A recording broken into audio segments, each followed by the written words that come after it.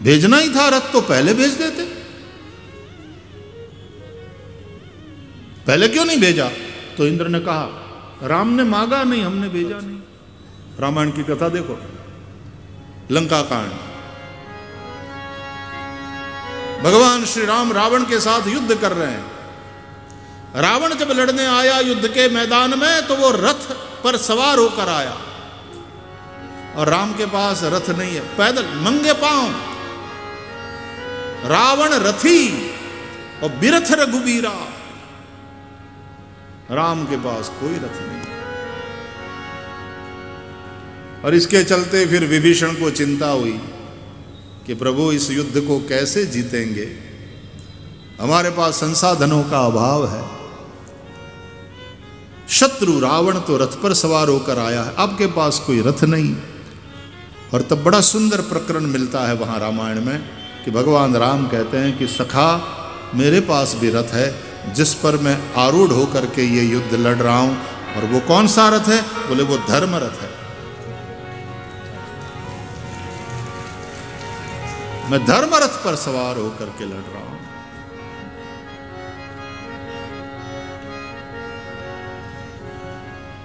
और फिर धर्मरथ का सुंदर वर्णन करते हैं भगवान श्री राम। सौरज धीरज तेहि रथ चाका, सत्यशील दृढ़ ध्वजा पताका। वो एक अलग विषय है, कभी कभी धर्मरथ पर अलग चर्चा होती है, उस विषय पर बड़ा आनंद आता। क्या अद्भुत तुलसीदास जी ने वर्णन किया है धर्मरथ का, और भगवान राम के श्रीमुख से सुनने को मिलता है। बाद में इंद्र ने रथ भेजा, युद्ध इतने दिन चला, अब तो मेन योद्धा रावण आया लड़ने के लिए, तब भी राम के पास रथ नहीं है। तो बाद में इंद्र ने मातली से कहा भाई तुम रथ लेकर के जाओ। और राम जी लड़ रहे हैं किन के लिए? उन देवताओं का कार्य सिद्ध करने के लिए प्रभु आए। और देवताओं का राजा भाई तुम्हारे लिए ये सब कर रहे हैं राम जी, तो तुम्हारा कंट्रीब्यूशन क्या है उसमें? जीरो।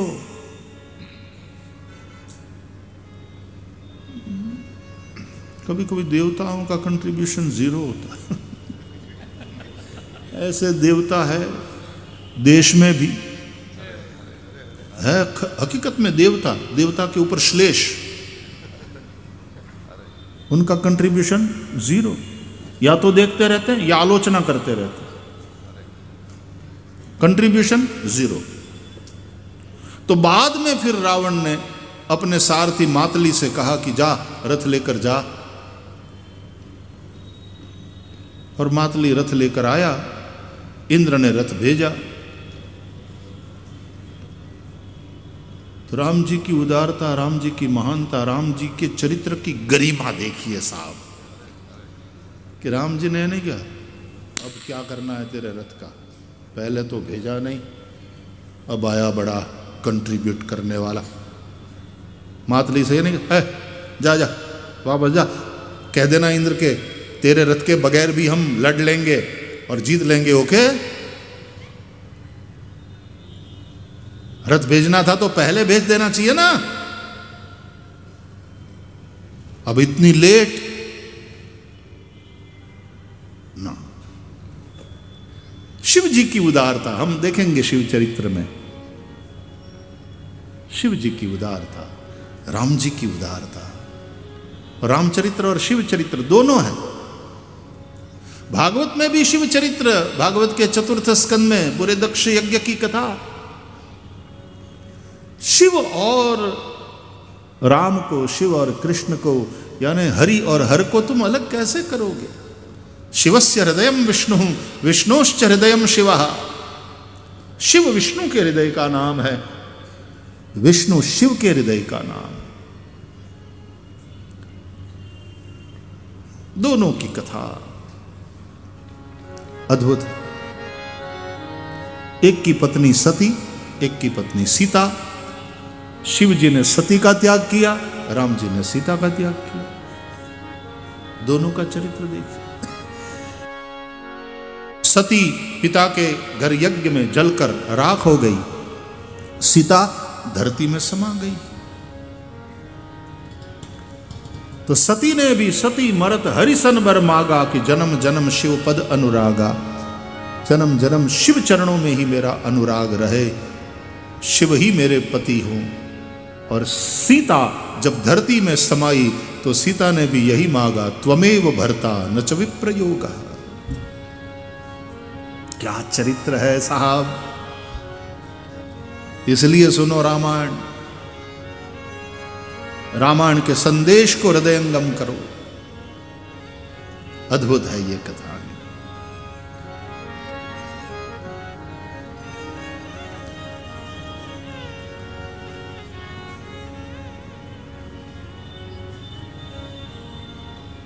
राम जी ने स्वीकार किया इंद्र का भेजा हुआ रथ। किसी ने इंद्र से पूछा, राम जी ने तो अपना काम कर लिया, लेकिन दूसरे किसी ने इंद्र से पूछा कि तुमने रथी भेजना ही था सुरपति,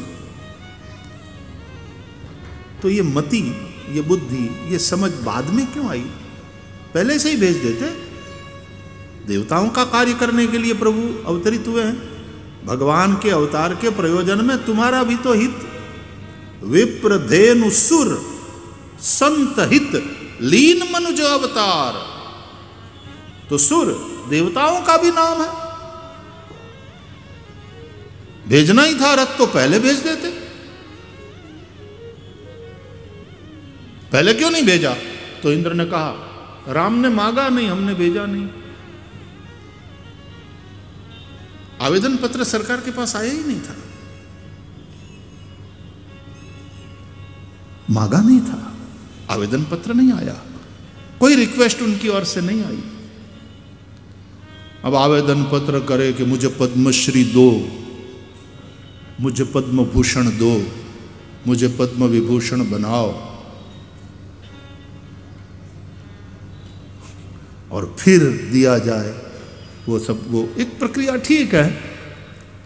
लेकिन धन्य है वर्तमान सरकार को कि वो खोज खोज करके ऐसे लोगों को पद्म अवार्ड से नवाजती है। उसमें आदिवासी इलाके में काम करने वाली कोई सीधी सादी शबरी जैसी कोई माता भी हो सकती है।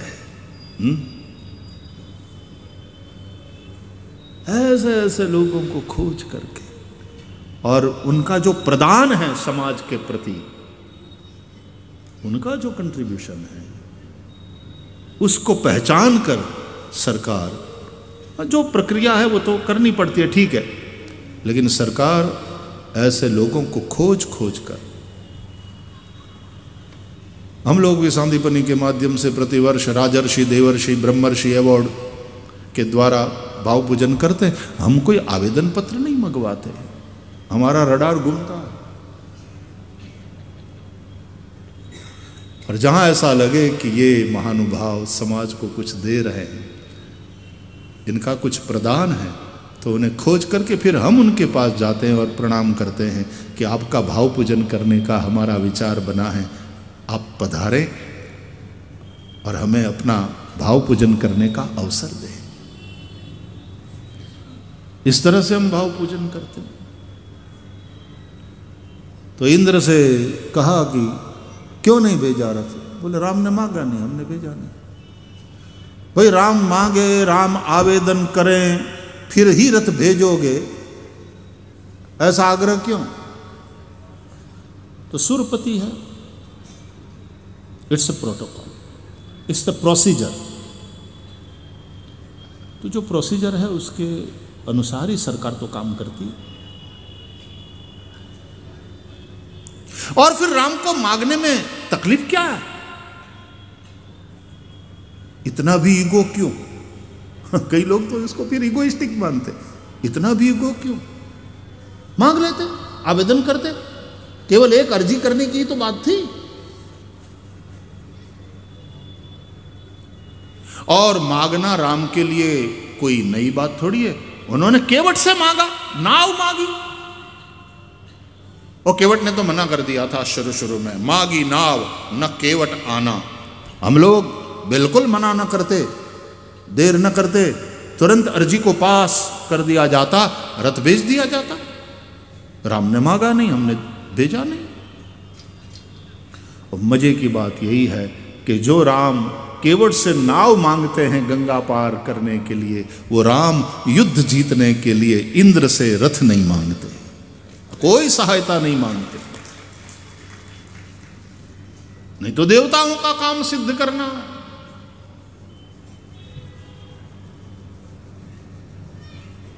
अच्छा ठीक है, चलो ठीक है, बाद में क्यों भेजा? आवेदन पत्र मिला था क्या? बाद में क्यों भेजा? तो फिर हमने सोचा कि चलो राम ने तो आवेदन पत्र नहीं भेजा, लेकिन राम हमारे लिए कार्य कर रहे हैं, जो सरकार का कार्य है वो कर रहे हैं, यानी देवताओं का कार्य सिद्ध करने के लिए राम का अवतार हुआ है, तो हमें देना चाहिए, भेजना चाहिए। तो स्वयं संज्ञान लिया। कोर्ट कभी कभी नहीं स्वयं संज्ञान लेती है। और क्या वो क्या बोलते हैं प्रक्रिया में, वकील साहब यहां बैठे हो, कोई बता क्या बोलते हैं उसको, कि कोर्ट स्वयं संज्ञान लेकर के वो केस दाखिल करती है और चलाती है। सुओ मोटो क्या बोलते हैं? कोई वकील नहीं बैठा।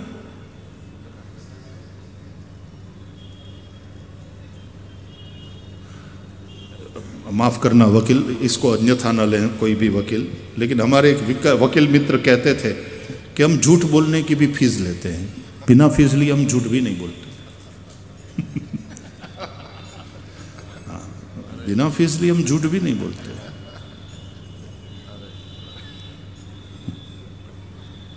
वकील मित्र है, विनोदी है, विनोद कर रहे थे।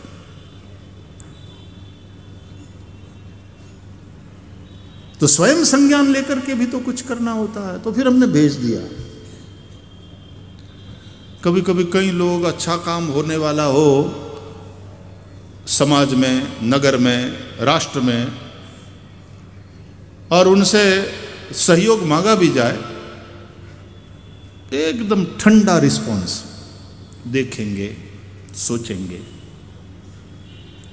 वैसे इस प्रकार के सब कार्यक्रमों में हमारी ज़्यादा रुचि नहीं है, लेकिन आप आए हो, ठीक है, देखेंगे, सोचेंगे। एकदम ठंडा रिस्पॉन्स। लेकिन फिर देखेंगे तो देखते हैं कि ये तो चल पड़ी गाड़ी, जोरों की चल पड़ी, क्या कार्यक्रम चल रहा है, अद्भुत, पूरा नगर उमड़ रहा, आनंद आनंद आनंद। जो भी उस मंच पर जाता है उसकी जय जयकार हो जाती है। तो सोचते हैं कि यार अपने रह जाएंगे, चलो अपने भी चलते हैं। तो फिर चौथे पांचवें दिन आते हैं और फिर आपने वो आकर के कुछ सहयोग की बात करी थी, तो हमारी ओर से इतना सहयोग राशि इसमें ले लो। तो इंद्र ने भी सोचा कि ये तो बिना हमारी सहायता के भी जीतने वाले हैं, राम का सामर्थ्य, राम का प्रभाव, ये तो बिना हमारी मदद के भी जीतने ही वाले हैं, पक्का है। तो फिर उस जीत में अब भेजो रथ, ताकि अपना भी तो नाम कहीं आए कि श्री राम इंद्र के द्वारा भेजे हुए रथ पर सवार होकर के लड़े थे। समाज के कई होशियार लोग ऐसे खेल बहुत करते हैं, फिर उनको यश चाहिए, यश चाहिए।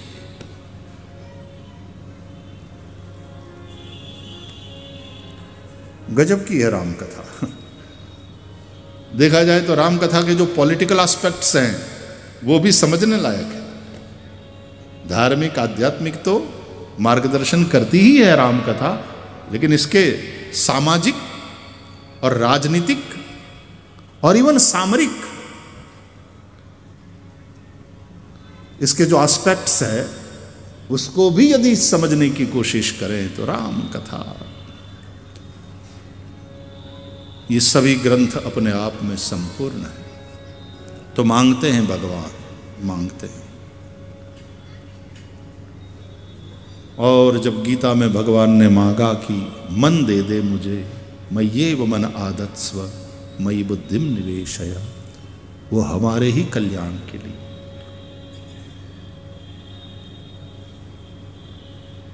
मन भगवान की विभूति है। और कथा प्यारे भाई बहन कान से सुननी नहीं होती, सुना जाता है कान से, ये साधन है, लेकिन कथा सुननी है मन से।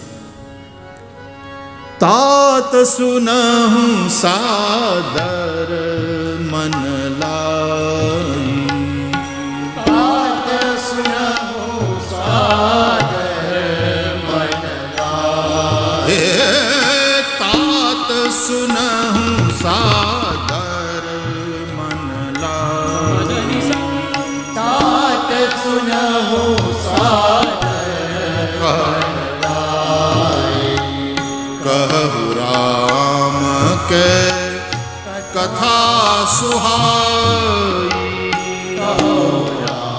गाइए कथा सुहाई, कहु राम के कथा सुहाई, कहु राम के कथा सुहाई, तात सुनहु सादर मन लाई, तात सुनहु, तात सुनहु, तात सुनहु सादर मन लाई।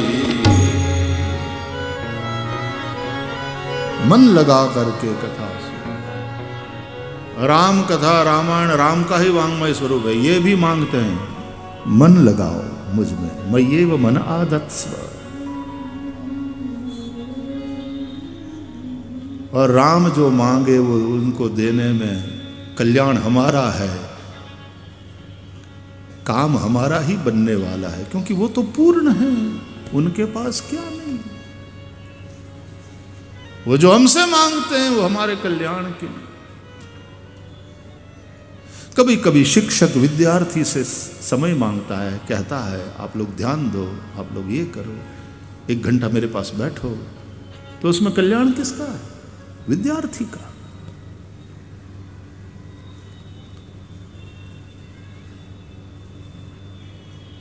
राम मन मांगते हैं, मन ही बंधन मुक्ति का कारण है, मन के चलते ही सुख दुख सम्मान अपमान ये सब मन के चलते हैं। तो मन यदि न हो तो जीवन बिल्कुल फीका फीका मालूम पड़े। जीवन का आनंद इस मन के चलते है, और मन प्रभु की विभूति है। इंद्रियाणाम मनश्चास्मि, इसलिए कभी कभी मन को गाली मत देना। मन चंचल है तो बाल कृष्ण है, बाल कृष्ण बड़े चंचल है, चपल है। यशोदा की तरह आंख दिखाओ,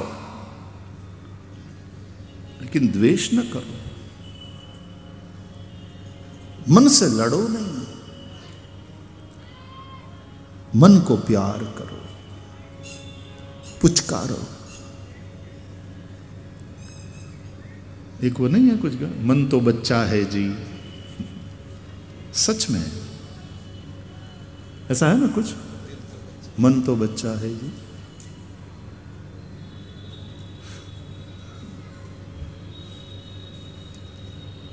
धीरे धीरे धीरे वो मन परिपक्व अवस्था पर, और फिर ठहरा हुआ मन,